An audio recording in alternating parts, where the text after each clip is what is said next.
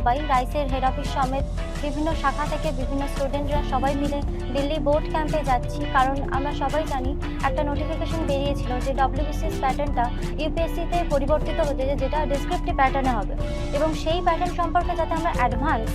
বিভিন্ন রকম পদ্ধতি সম্পর্কে জানতে পারি, অবগত হতে পারি, সেই জন্যই রাইস আমাদের এই সুবিধা করে দিয়েছে। আমার ব্যক্তিগতভাবে মতামত যে আমরা যখন কোথাও যাই তখন নিউ এনভায়রনমেন্ট, বন্ধুবান্ধব আর সবাই জানি যে সর্বভারতীয় পরীক্ষা লেভেলে সমস্ত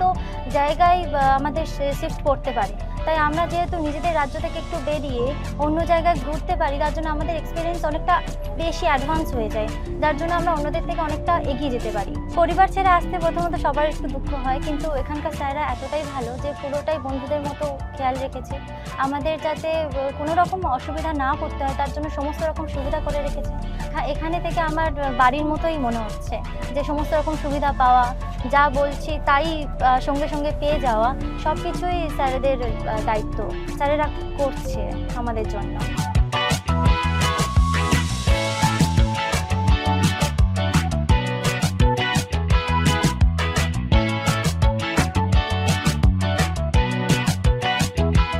গত 15 দিন ধরে আমরা WBCS বুট ক্যাম্পের জন্য দিল্লিতেই ছিলাম।